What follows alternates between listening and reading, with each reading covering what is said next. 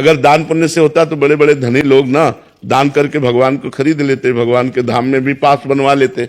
नहीं, वो तो है नहीं। उसमें तो सर्वस्व त्याग कर भगवान से भजन करना, अंदर से अकिंचन होकर भगवान का भजन करना, तब भगवत प्राप्ति होती है। राधे राधे महाराज जी। महाराज जी, मैं प्रियालाल की हूँ और गुरुदेव भगवान आपकी और इष्ट की कृपा से इसी जन्म में मुझे भगवान की प्राप्ति होगी। क्या मुझसे निकुंज में अगर कोई ऐसी गलती हो जाए जिसके कारण नहीं, वहां गलती ही नहीं होती, गलती ही नहीं होती। वहां ऐसा जो स्वरूप मिलता है उसमें गलती के चांस नहीं होते, चांस ही नहीं है, चांस ही नहीं है। मतलब गलती के चांस पांच भौतिक शरीर में है, चिदानंद शरीर में गलती के चांस, जो मान लो सहचरी वपु है, गोपी वपु है, सखा वपु है, भगवान का जो ये दिव्य वपु है, इनमें चांस ही नहीं है, गलती का कोई चांस ही नहीं है। प्रियालाल के मन की रुचि जानिने है विधि अनुसार है। जो प्रियालाल के मन में चलता है वही सहचरी के मन में चलता है। वो मन की रुचि देख करके सेवा करती तो गलती का कोई सवाल ही नहीं होता। महाराज जी, आपने मेरा हाथ ठीक उस समय पकड़ा जब मुझे शरीर का हर संबंधी दुख और धोखा दे रहा था। आपने अपनी इस लीला से मुझे सत्य का मार्ग दिखाया प्रवचन के माध्यम से। महाराज जी, अब प्रश्न यह है कि गुरुदेव भगवान ग्रस्त में रहते हुए वैराग्य जैसा जीवन और भरोसा संभव है क्या? हाँ, क्यों नहीं संभव है। कितने भक्तमाल में देखो, कितने ऐसे भक्त हैं जो गृहस्थ हैं और भगवान से दृढ़ संबंध रखते हैं। भाई, हम लोगों ने भजन को एक कुछ अलग मान रखा है। अब एक आदमी किसान है, फावड़ा चला रहा है, राम राम राम, हर फावड़े में राम राम कह रहा है, धर्म से कमा रहा है, आए हुए अतिथि संतों का भोजन, वो भगवत प्राप्त हो जाएगा। आए हुए अतिथि संतों का भोजन पान और करा रहा है, किसानी कर रहा है, भगवान का नाम जब, वो कभी माला लेके नहीं बैठता, कभी आरती नहीं कर, वो भगवत प्राप्त हो जाएगा। आप नौकरी जा रहे हैं, जाते समय नाम जप कर रहे हैं, 8 घंटे नौकरी कर रहे हैं, बीच बीच में नाम जप कर रहे हैं, 8 घंटे को कृष्णार्पणम मस्तु कर दिया, घर आए, अपने परिवार से सबसे मिले, हंसे बोले, जिससे जैसा धर्म है वैसा व्यवहार किया, खाया पिया, एकांत हो गए, भगवान का चिंतन कर रहे हैं, धर्म पूर्वक विषय भोग रहे, वो भगवान को प्राप्त हो जाएगा। हमने भगवत प्राप्ति कोई ऐसा कठिन समझ रखा है, भजन को ऐसा समझ, तो कहते फिर आप लोग, ये हमारे भाग्य में लिखा है कि विरक्त भाव से चलो और हजारों को तारने का ज्ञान प्राप्त करके हजारों को समझाओ। ये हम लोगों को अलग ट्रेनिंग दी गई, अलग मार्ग बनाया गया। नहीं, भगवत प्राप्ति के लिए सहज मार्ग है। नाथ सकल संपदा तुम्हारी, मैं सेवक समेत सुखनारी। गृहस्थी में रहकर भगवान का चिंतन करते हुए अपने गृह कार्य करो, परिवार को भगवान की सेवा का स्वरूप समझो। भगवान ने 8-10 लोग जो हमें परिवार में दिए, सेवा सबकी मनोकामनाएं पूर्ण करते हुए, राजी खुशी से भजन करते हुए, जो विपत्ति दुखावे सहते हुए भगवान को प्राप्त हो गया। वो तो भगवान को प्राप्त करना कठिन नहीं है, गंदे विषयों को छोड़ना कठिन है, गंदी आदतों को छोड़ना कठिन है, जो निषेध है उनको छोड़ना कठिन है। अगर वो छोड़ दो तो गृहस्थी में आप संत हो, गृहस्थी में संत हो। संत का मतलब केवल वेश से नहीं होता, उद्देश्य से होता है, लक्षणों से होता है। अगर आप में लक्षण श्रेष्ठ हैं तो आप संत हो। तो ये भगवत मार्ग में चलो तो भगवान कृपा करेंगे। कोई ऐसा नहीं है कि कपड़ा बदलने से ही काम बनता हो, ऐसा नहीं है। हाँ, आपकी भोगों में रुचि नहीं रही तो संसार में रहना अच्छा नहीं लगता, तो चलो वैराग्य मार्ग लेकर के एकांत में भगवान का निरंतर चिंतन करो और जगत मंगल के लिए अपना भजन दान करो। करना पड़ेगा जगत मंगल, बिना यहाँ जगत मंगल किए नहीं जा सकते यहाँ से। अगर ऐसे गए तो सदगति नहीं होगी, क्योंकि संसार का अन्न खाया, संसार का वस्त्र पहना, संसार में पैदा हुए तो संसार का हित करो, संसार का मंगल करो, तब जाओ यहाँ से। ऐसे थोड़ी सबकी ड्यूटी है, तुम अपने हिसाब से हित करो, हम अपने हिसाब से हित करते।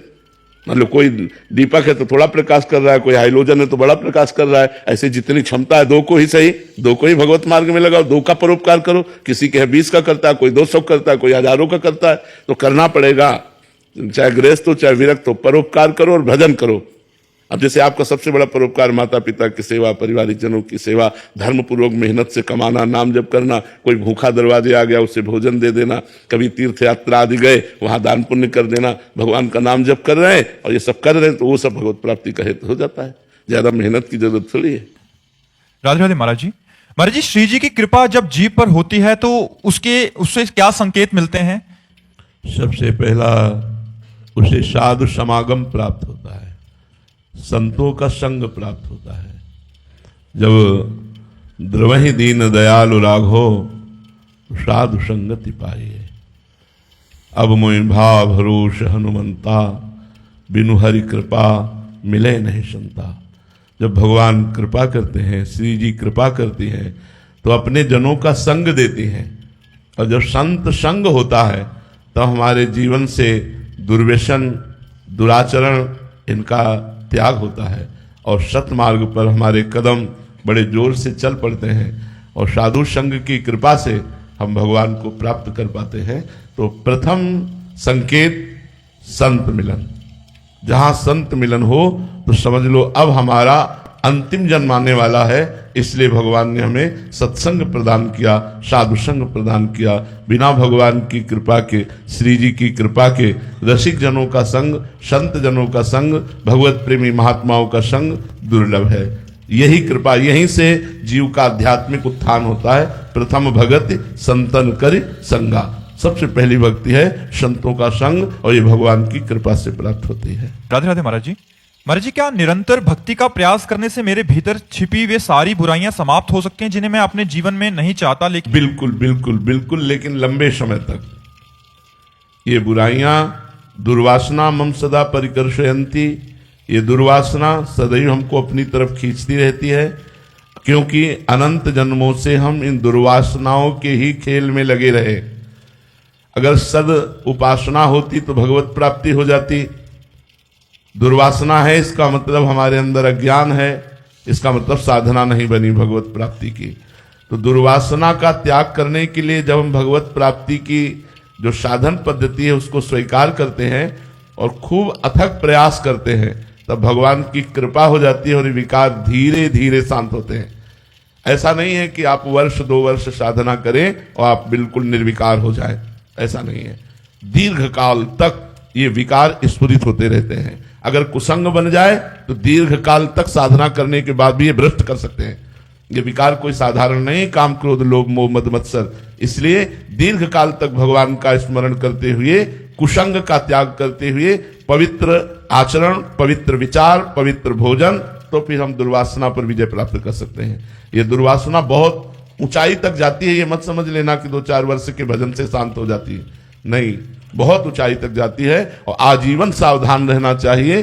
दुर्वासना कभी भी पटक सकती है, किसी को भी पटक सकती है। इसलिए भगवान का चिंतन करते हुए सदैव डरते रहना चाहिए। यही डरे ही डरपि हरिवंश सहित, जिनो भ्रमय गुण सलिल पर, जिह नामन मंगल लोक तिहु, सुहरिपद भज न विलंब कर। जिनका नाम तीनों लोकों का मंगल करने वाला है, ऐसे भगवान के चरणों का आश्रय लो और डरते रहो कि कहीं ये त्रिगुणात्मिका माया हमें भोगों में न फंसा दे, हमें कहीं भ्रष्ट न कर दे।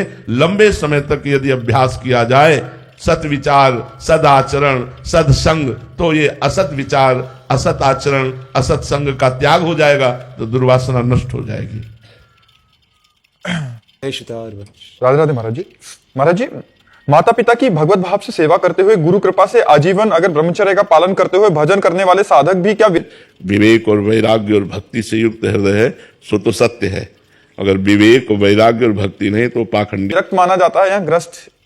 विरक्ति माना जाएगा, विरक्ति माना जाएगा। विषयों से वास्तविक विरक्ति होना ही वैराग्य का मार्ग है। वो चाहे भेष गृहस्थ का हो, उसे कोई फर्क नहीं पड़ता है। भेष विरक्त है और विषयों से अनुराग रखता है तो पाखंडी है।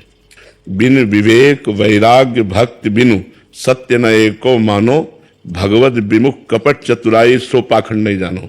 भगवत ऋषि जी कह रहे हैं, कोई भी हो। तो बात विषयों से वैराग्य की है, बात भगवत तत्व के ज्ञान से है, बात भगवान के अनुराग की है। अगर एक गृहस्थ में आता तो वो महात्मा है।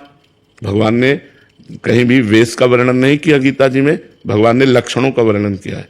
कह रहे वासुदेवा सर्वमित सा महात्मा सुदुर्लभा। महात्मा कौन है? जो सबको भगवान का स्वरूप समझता है, जो जितेंद्री है, जो मनोनिग्रही है, जो भगवत भक्ति करता है, वो महात्मा है, चाहे गृहस्थ हो चाहे विरक्त हो। बात समझ में आई?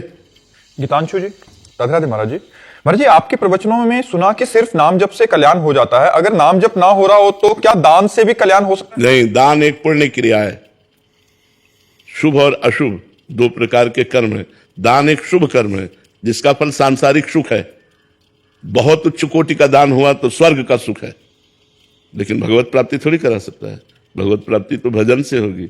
बारी मथे घृत होए बरु, सिकताते बरु तेल, और बिनु हरि भजन न भवतरी, या सिद्धांत अपेल। ये अटल सिद्धांत है। जब तक नाम जप नहीं करोगे तब तक संसार से मुक्त नहीं हो सकते। तुम यज्ञ करो, दान करो, पुण्य करो, ये जो करोगे इसका तुम्हें फल मिलेगा, लेकिन भगवत प्राप्ति थोड़ी होगी। भगवत प्राप्ति भजन से होती है। महाराज जी, अभी आपने एक प्रश्न के उत्तर में अभी थोड़ी देर पहले कहा था कि उसने दान किया तो उसकी बुद्धि शुद्ध हो गई। संतों बुद्धि शुद्ध का मतलब भगवत प्राप्ति थोड़ी हो गई।